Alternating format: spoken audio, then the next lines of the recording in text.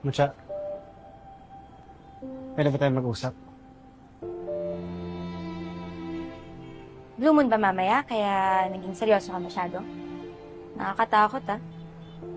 Di ba sabi mo nung isang araw na nagagalit ka sa akin kasi hindi kita sineseryoso? Sus. Eme lang yun. Naniwala ka naman agad. Alam mo, feeling ko, gumagaling na akong umar sa tingin mo.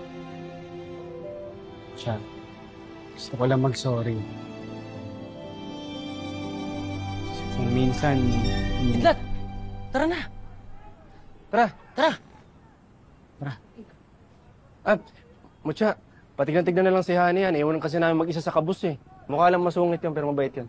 Oo naman. Kahit nasungitan pa ako noon, check ko yung para sa'yo, kulot. Uy, thank you, Mucha. Ikaw, Dagul. Ibilin mo si Barbie. Ikaw naman, Kidlat. Si Chelsea. Tanggap ko naman eh. Babysitter lang ako ng mga taong mahalaga sa inyo. Basta ako, Mutya, wala akong paaalagaan. Wala akong bibilin sa'yo. Basta ingatan mo yung sarili mo.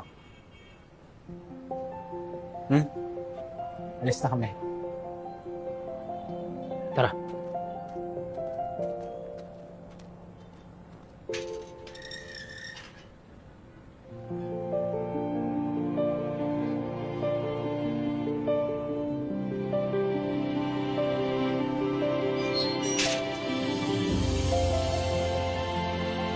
Balik sila ng sasakyan. Ganun na nga.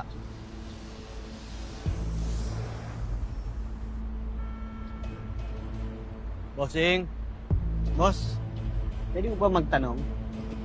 Eto sir, yung mga taong nagpalit dyan sa sasakyan, nakita niyo ba? Yan?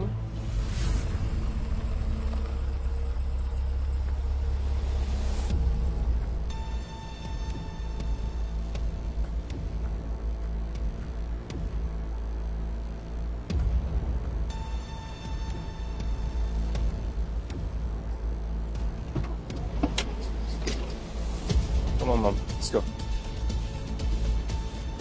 Here. Yes po. Sigurado ka. Let's go.